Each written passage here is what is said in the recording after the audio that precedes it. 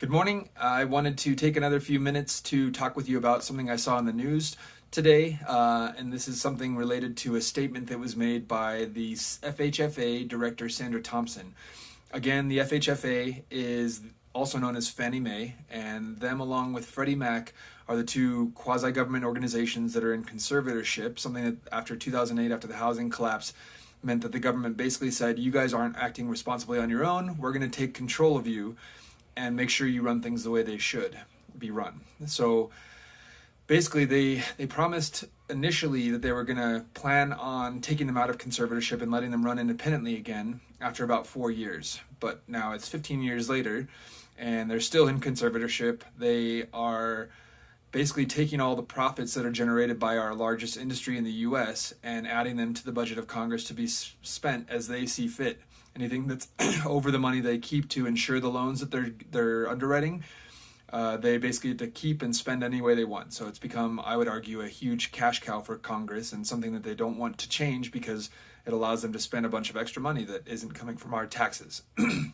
So back to what she's saying. She said in a statement on Tuesday, in order to correct misinformation that's been spread about the agency's LLPA's loan level price adjustments, on TikTok and other social media platforms, misstatements circulated last week that the regulator of Fannie Mae and Freddie Mac had made mortgage fees cheaper for low credit borrowers than good credit borrowers, among other claims.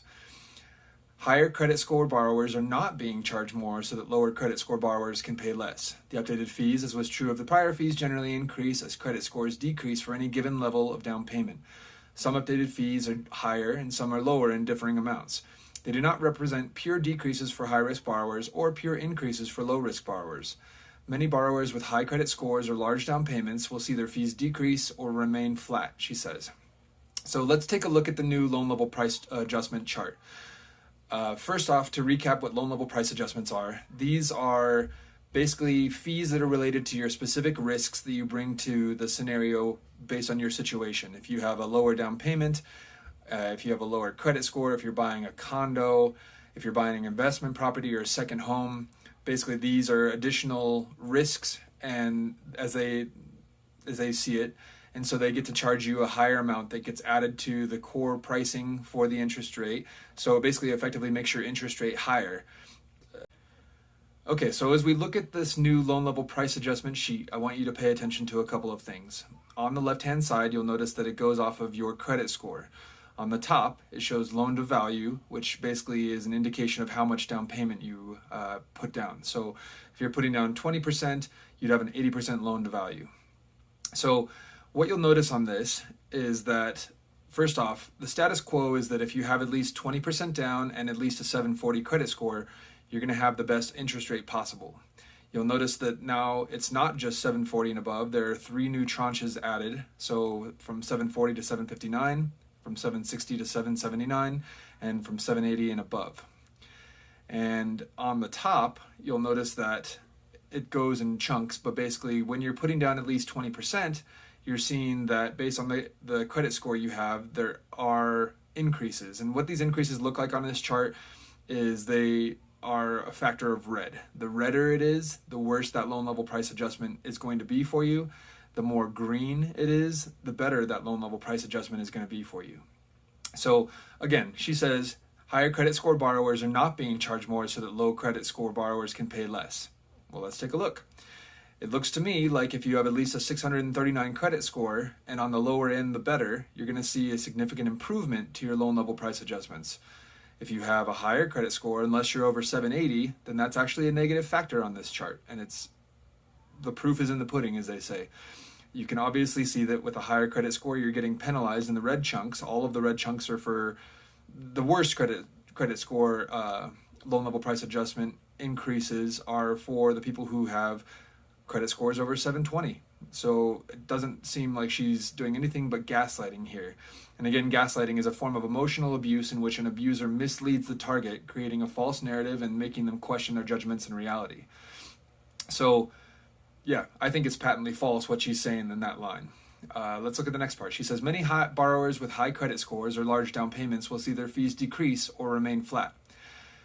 When she says the term many borrowers, again, I think this is straight gaslighting because, again, the status quo is if you have 20% down and a 740 and above credit score, you're going to get the best rate possible. Now, that isn't possible until you put down at least 40%. I don't know many borrowers who are putting down at least 40% that are going to get a benefit from this change. In fact, if they had a 740 before and at least 20% down, they were getting the best rate. So obviously when you're putting down less and having a higher credit score, having to put down more and having a higher credit score to not have these changes impact you negatively, that is a change, and it's not benefiting anybody. The status quo is a better situation for those borrowers. So she goes on to say that it does not provide incentives for a borrower to make a lower down payment to benefit from lower fees. Borrowers making a down payment smaller than 20% typically pay mortgage insurance premiums, which must be added to the fees charged by Fannie and Freddie. Sure, that's true. When you have less of a down payment, you have to pay mortgage insurance until you get to at least 20% equity in the house.